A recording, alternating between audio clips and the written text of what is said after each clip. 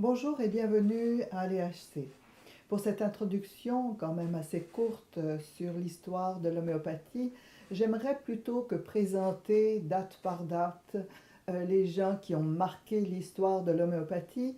Je voudrais vous faire part de ce que moi-même j'ai découvert au travers de mes lectures, de mes recherches et aussi, bien évidemment, dans la lecture et la traduction du sixième organon de Samuel Hahnemann que j'ai fait dernièrement. Il y a de toute évidence à l'intérieur de l'homéopathie tous les grands fondements ancestraux de ce qu'on retrouve dans la volonté de guérison, dans la volonté de soutenir la souffrance humaine depuis les temps anciens. On peut voir que dans les civilisations anciennes, ce qui était bien sûr tout à fait instinctif, c'était d'avoir recours à la nature. On a pris modèle peut-être sur tout ce qui nous entourait pour vivre, pour manger, pour survivre même quelquefois.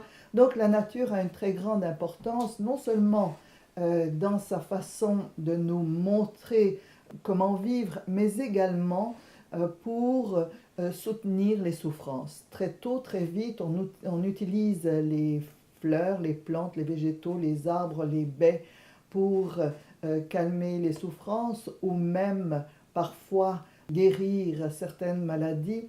Et il y a cette notion très forte dans toutes les civilisations anciennes, cette notion qu'on est traversé par un flux cosmique, un flux d'énergie qui fait que l'on est en vie ou bien qu'on ne l'est pas. Cette énergie qui traverse les végétaux, les plantes, les animaux et l'être humain est une énergie universelle. On a cette notion très tôt, très vite, où justement on comprend que dès que cette énergie qui nous traverse, cette énergie vitale, comme va l'appeler Hahnemann, cette dynamisme, nous manque ou est interférée par, on va le voir plus tard, des notions géographiques ou des notions climatiques, dès que cette énergie vitale est interférée, il y a un déséquilibre dans l'adaptation de l'être humain. Très vite, on comprend que ce flux cosmique, que ce flux universel qui nous traverse va être une notion très importante dès qu'on va parler de guérison, voire même de maladie. Cette notion est une des bases de l'homéopathie. Hahnemann va nous en parler largement sous le nom de force vitale, d'énergie vitale, de dynamisme. Bref, c'est une notion incontournable dans les bases de l'homéopathie. Il y a autre chose, c'est que dès que les civilisations anciennes ont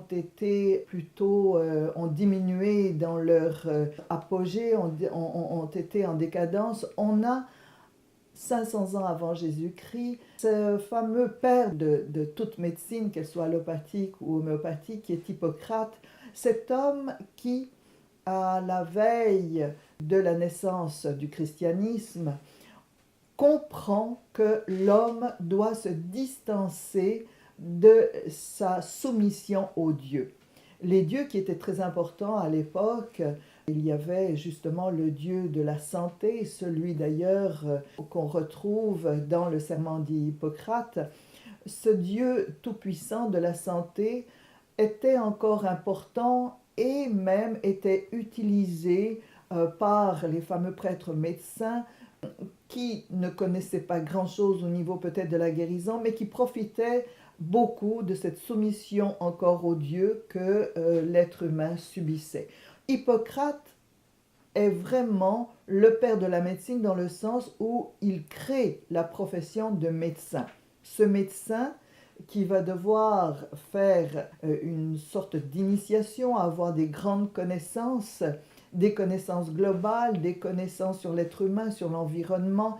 Donc c'est la première fois qu'on a la profession de médecin. Il y aura des universités dans cette Grèce pré-chrétienne. On a le fameux serment d'Hippocrate qui nous montre dans quelle ambiance le médecin doit pratiquer son art. Et oui, Hippocrate parle d'art médical. Ce terme va être pris également par Hahnemann. c'est pour couper court à tous les abus et toute la notion de soumission aux prêtres, aux rituels, aux dieux, que Hippocrate fait une sorte de structure dans l'enseignement et également dans la profession médicale. Toute cette époque va être marquée par non seulement une grande connaissance de l'homme dans ce qu'il vit, dans ce qu'il est, mais également il y a une notion très forte chez Hippocrate de l'hygiène de vie. Donc on va parler des aliments. Ton aliment sera ton remède. On va parler également de natura medicatrix, c'est-à-dire cette nature, cette énergie naturelle qu'on a au-dedans de nous, qu'il faut alimenter, qu'il ne faut pas léser. Alors on va parler également des interférences à cette forme d'équilibre sur lequel Hippocrate table la guérison. Donc il va être une sorte de précurseur à la géomédecine. On parle de l'interférence pour l'être humain par rapport au climat, par rapport à son environnement géographique, et on va également parler de ce flux vital dont il a besoin pour être en équilibre.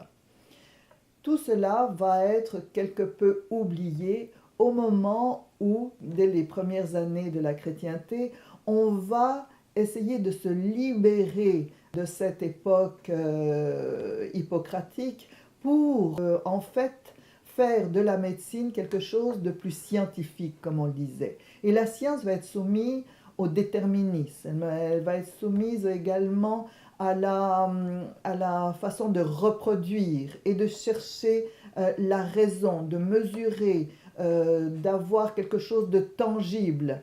Donc d'un côté, on va avoir la notion de science et de l'autre côté, il va y avoir la religion qui va en fin de compte s'occuper, elle, de l'âme. Puisque dès 325, dans un concile, on décide que la notion tertiaire de corpus anima spiritus va se réduire à la notion plutôt qui contient de la dualité, le corpus anima, donc le corps physique va appartenir à la science et le corps anima, l'âme, va appartenir à la religion. On voit très bien que l'être libre que prônait Hippocrate est de nouveau soumis à ces deux pouvoirs qui vont créer carrément une sorte de dualité.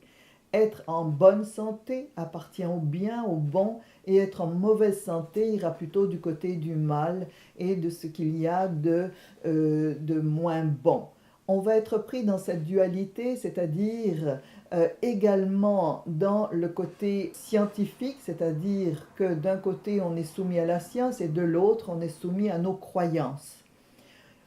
Actuellement, c'est vrai qu'on essaie de se libérer et on a réussi à se libérer peut-être de toutes les interférences et des peurs sur le plan religieux, ce Dieu vengeur, ce Dieu qui n'était pas commode au moment où on ne faisait pas ce qui était correct et qu'on payait d'ailleurs par des tribus sûrement, vraisemblablement par l'intermédiaire de la maladie et de la souffrance terrestre. Ce Dieu vengeur va avoir en face de lui une sorte de correspondance plus scientifique, plus matérielle avec la peur de la maladie sur un plan purement microbien. Peu à peu, et on va le voir du temps d'Hahnemann, on va chercher le fautif là aussi sous la forme du microbe et on va partir en guerre, bien entendu, contre lui. C'est ce qui va être connu à la période d'Hahnemann par rapport aux interventions justement de Pasteur. Donc dans ce Moyen-Âge, vers les années 1450 pour la situer, on a partout en Gaule, en Italie, en Afrique du Nord, il y a cette effervescence vers le pouvoir miraculeux des sources, des sanctuaires, des endroits organisés par la religion. Il y a également la récupération de tout ce qui concerne la maladie, des graves maladies de l'époque comme la lèpre, par les hospices, donc encore une fois des endroits dirigés par la religion. On assiste donc à une transposition du pouvoir de guérison à une autorité suprême. Cette autorité, elle est religieuse d'abord, et l'autre, elle est une autorité qui va plutôt appartenir au déterminisme scientifique. Donc l'être humain est pris dans cette forme de dualité. D'ailleurs, le mot santé contient la notion de saint, de gagner en quelque sorte son paradis. Par son lot de souffrance, on gagne le paradis. Donc l'être humain perd en quelque sorte une forme de libre arbitre, de pouvoir sur son corps. Son corps physique est à la science, son corps plutôt spirituel est du domaine de la religion, donc des autorités religieuses. Derrière cette mise sous tutelle, on a continué à pratiquer l'alchimie. Elle est de plus en plus cachée, secrète, car tout à fait interdite, condamnée même, et on a cette force de la science qui refuse tout ce qui ne va pas être du domaine du matériel. L'alchimie contient, elle, toute la connaissance ancestrale de la préparation des métaux, des plantes, selon des procédés bien particuliers, en fonction des astres, en fonction du cosmos, et on va retrouver certains documents originaux relatant de la guérison des cas de maladies incurables, même le cancer, par ces remèdes alchimiques. Alors, le dernier alchimiste qu'on va retrouver dans notre histoire et qui va être marquant également pour les fondements de l'homéopathie, ce sera Paracelse. Paracelse, on peut effectivement le définir comme le portrait d'un homme libre. Il va déranger, il est le fils d'un médecin, donc il connaît en quoi consiste la médecine de l'époque, et il est né donc d'un père médecin qui l'emmène partout dans ses tournées auprès des patients. Et là, il découvre les gens sur le terrain, il découvre cette humilité dont faisait part déjà son père auprès des patients de toute classe, et il devient médecin lui-même pour ensuite enseigner la médecine en milieu universitaire. Très vite, il se fait remarquer parce que déjà, il trouve inacceptable que les textes médicaux soient encore en vieille langue. Donc, il veut plutôt une langue populaire, mais aussi une langue parlée. Il se fait remarquer donc en brûlant des vieux textes d'enseignement, et il, bien sûr, ne plaisant pas trop aux autorités, il se fait mettre à la porte assez vite. Par contre, il continue, il fait des guérisons qui sont parfois considérées comme très spectaculaires et même un peu magiques. Il ne sera jamais apprécié par, bien sûr, le monde médical, mais il dépose bon nombre d'œuvres très importantes et que l'on peut encore avoir sous la main, et qui marquent effectivement cette sorte de prise de conscience que l'homme ne peut pas trouver son pouvoir de guérison en se laissant soutenir, superviser, voire même conduire par des autorités extérieures. Il désire faire retrouver en l'homme ce pouvoir qu'il y a au-dedans de lui, ce pouvoir de guérison. Hahnemann va l'appeler force de guérison. Il va appeler cette force pouvoir aussi, volonté de guérison. C'est-à-dire que à côté de tout le courant des vitalistes qui croient beaucoup et qui prônent le côté de la vitalité qu'il faut pour être en équilibre, eh bien Paracelse sort de l'ombre, de cette ombre du Moyen-Âge, sort de l'ombre pour montrer à l'homme: tu ne peux pas guérir sans mettre en circuit cette force de guérison qui t'appartient. C'est important parce que nous, homéopathe, on va le retrouver dans les fondements de l'homéopathie, et c'est justement ce que va enclencher le remède homéopathique. Il va enclencher ce processus de force de guérison dont l'homme a besoin pour se mettre sur ce chemin de guérison.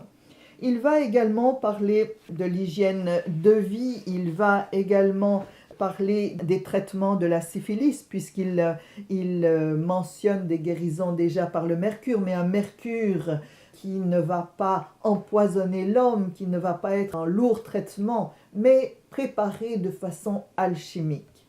Et là, on s'aperçoit que Hahnemann reprend des procédés des coulisses alchimiques pour fabriquer le remède homéopathique, notamment la trituration. Trituration qui est cette façon de préparer en poudre pour former le médicament homéopathique, pour rendre soluble, par exemple, ce fameux mercure qui est insoluble dans l'eau.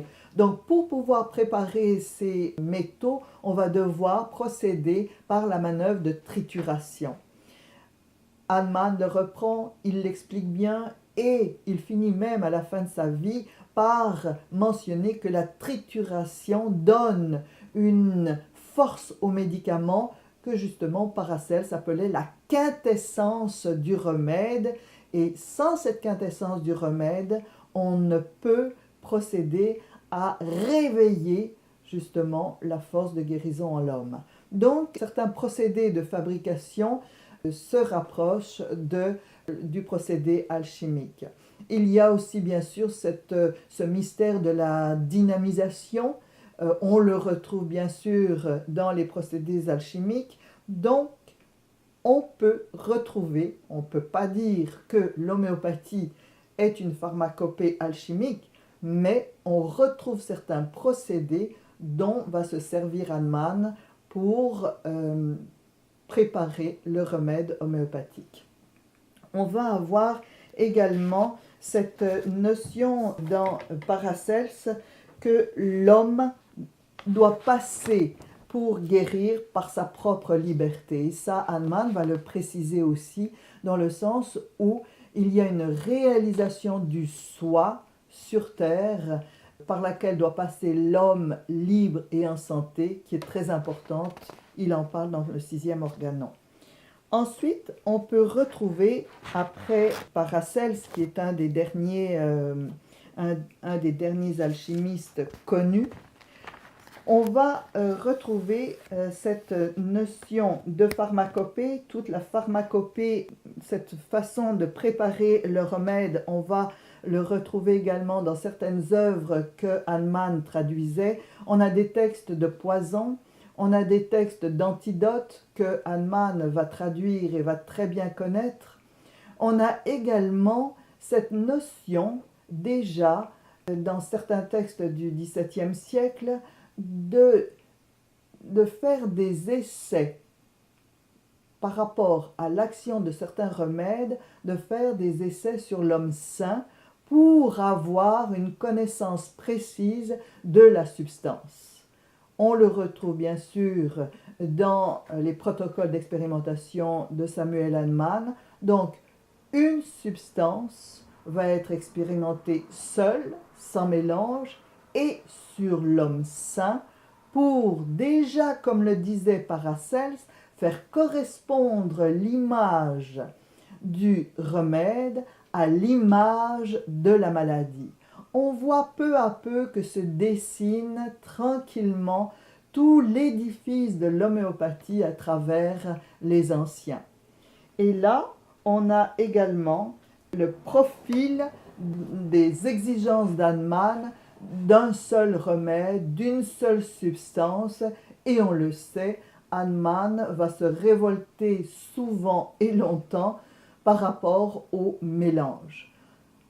C'est de cette façon qu'on peut dire que l'homéopathie n'est pas une médecine ancienne, mais c'est comme si Hahnemann avait consulté toutes les grands connaissants depuis la nuit des temps pour en faire une médecine moderne, une médecine qui va être capable de soulager l'être humain, mais également capable de devenir un art de guérir. Donc, pas seulement arrêt de la souffrance, mais également un chemin, faire en sorte que le chemin de la guérison de l'être humain soit possible dans le monde médical. Hahnemann, bien sûr, va avoir des revers de situation. Il va devoir composer avec des injustices, une sorte de vie très difficile durant le temps de ses découvertes, et la composition complète de toute son équipe également. On sait que Hahnemann ne se décourage pas. Il voit au travers de cette vie la grande mission pour lui de préparer, de composer le grand édifice, non pas d'une nouvelle médecine, mais de la médecine, qui va faire en sorte que l'homme est pris dans sa spécificité et également dans sa globalité. Après Hahnemann, eh bien, déjà, on va dire, déjà du temps d'Hahnemann, puisque le berceau de l'homéopathie, on peut le dire, c'est quand même l'Allemagne, là où il passe la plupart du temps à chercher, à découvrir, à écrire aussi, beaucoup écrire. Il a tout juste sa soixantaine lorsque les gens, le monde connaît par les revues, par les gazettes dans lesquelles il écrivait, mais où était d'ailleurs condamné dans certains articles l'homéopathie. Les gens savent qu'il existe, savent en fait en Allemagne très vite qu'il existe cette médecine. Cette médecine qui va faire du bruit un peu partout, elle va se faire connaître également par ses guérisons presque miraculeuses parfois dans les épidémies. C'est de cette façon, on va dire que l'Allemagne est le berceau de l'homéopathie, mais les épidémies se propageant un peu partout dans tous les pays, eh bien l'homéopathie va elle aussi suivre ces mouvements d'épidémie et faire de tels succès qu'elle va être connue de cette façon-là. C'est ainsi qu'elle est connue par les épidémies de choléra en Angleterre très vite, au début du 19e. L'épidémie de choléra vers les 1823, on remarque cette homéopathie qui a des succès, même dans ces graves maladies. On la remarque également dans les succès qu'elle a auprès des guérisons des militaires, où il y a peu de médecine et peu de facilité à guérir. L'homéopathie se fait connaître grâce à ses succès. Donc l'Angleterre, on ne peut pas dire qu'il va y avoir une culture homéopathique comme il y a en Allemagne, mais il y a une forme de tradition où très vite les gens de classe privilégiée vont se soigner en homéopathie. D'ailleurs, il reste une tradition dans la royauté anglaise qui prône l'homéopathie encore aujourd'hui. On a du côté outre-Atlantique, on a également la propagation de l'homéopathie par les élèves de Samuel Hahnemann, notamment le jeune Hering. L'histoire de Hering, ce jeune Allemand, ce jeune médecin allemand, a connu l'homéopathie de façon très comique. On lui avait demandé de faire des pamphlets justement dans ses gazettes médicales contre l'homéopathie. Alors jeune médecin, il se met à lire Hahnemann et tout d'un coup il se rend compte que c'est une médecine très intéressante et qui a déjà des résultats. Il devient un peu le protégé d'Hahnemann, celui qui va écrire beaucoup, qui va enseigner aussi l'homéopathie, et on peut dire que c'est grâce à lui que très vite, très tôt, l'homéopathie se propage également outre-Atlantique. Donc tous les pays avoisinants, on n'oublie surtout pas l'Inde, où l'Inde accueille l'homéopathie de façon extraordinaire. Il faut dire bien sûr qu'en Orient, on ne peut pas se dégager de la notion d'énergie vitale, d'immatériel. Donc l'homéopathie ne dérange pas autant que ce qu'elle dérange À l'Ouest, quand on veut être beaucoup plus déterministe et réductionniste, l'Orient n'a pas ces limites-là. Donc elle va avoir très vite de nombreux homéopathes, médecins, non-médecins. Elle va publier et ça va être un moyen également d'avoir une médecine à bas prix, ce qui est très important pour certains pays qui vont trouver que cette médecine, dans le fond, a d'énormes succès et pourtant ne coûte pas si cher que ça. Quant aux pays avoisinant l'Allemagne, on va avoir également de grands succès. Par exemple, la France. La France, bien sûr, qui est quand même la terre d'accueil de la fin de vie d'Hahnemann, va être tout à fait réceptive au succès de l'homéopathie. Par contre, on a une résistance énorme par rapport à l'édifice et le grand succès de l'homéopathie qui parfois éclipse les grands résultats de la médecine pasteurienne. D'un côté, on a cette médecine pasteurienne qui veut absolument trouver le microbe, la raison de la maladie et qui va partir en combat contre ce microbe. De l'autre côté, on a cette médecine homéopathique qui va prendre l'ensemble, la globalité et s'occuper du patient, de ce qu'il ressent, de quelque chose de plus subjectif, de quelque chose de plus immatériel et, en fin de compte, de fabriquer un remède qui va être très combattu puisque, effectivement, dans ce remède, on n'aura aucune molécule physique. Là, la France ne va pas accepter facilement cette pharmacopée homéopathique aussi rapidement que dans certains pays. On a une résistance et Hahnemann la vit déjà à la fin de sa vie. On a une résistance des autorités politiques, on a une résistance des autorités médicales. Même s'il tient la route, il voit déjà que l'homéopathie vraisemblablement risque d'être dénaturée par les mélanges. Premièrement, les mélanges de remèdes, mais également les mélanges de remèdes allopathiques et de remèdes homéopathiques. Déjà dans les coulisses, il y a des disputes, il y a des bagarres de clochers sur la meilleure dilution, sur également la façon de les préparer ou même les prescrire. Hahnemann le voit déjà.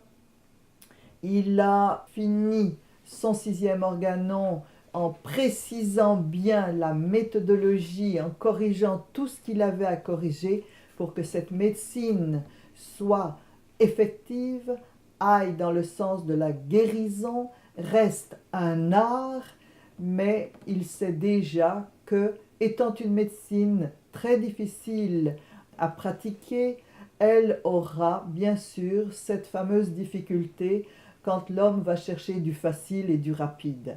Il le dit déjà, il le voit déjà dans son 6e organon. On va donc trouver dans toute cette littérature d'Hahnemann, plutôt qu'un aboutissement, le début, le seuil d'une période qu'on peut appeler et qu'on appelle déjà aujourd'hui la période post-scientifique. C'est-à-dire une période où on va comprendre que l'homme n'est pas seulement un être physique dans sa maladie et dans sa vie d'ailleurs, mais il y a tout un mystère au niveau de ce qu'il ressent, au niveau de ses sentiments, au niveau de son mental. Et là, Hahnemann va nous laisser une sorte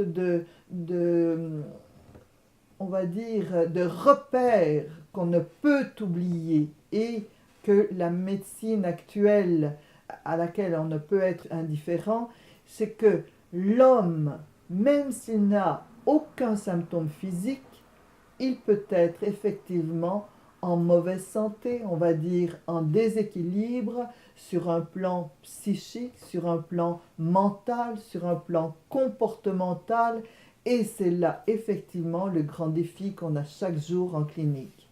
Ne pas souffrir dans notre corps physique ne suffit pas pour être en équilibre.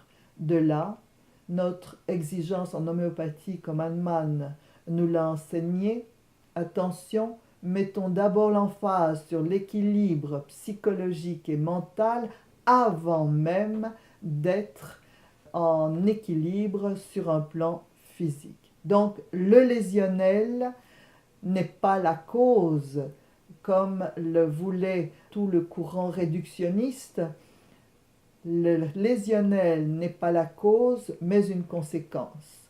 La maladie est d'abord immatérielle avant d'être organique et lésionnelle. Donc, les deux médecines, effectivement, ont des concepts tout à fait différents, voire même opposés. On se doit d'y être très vigilant.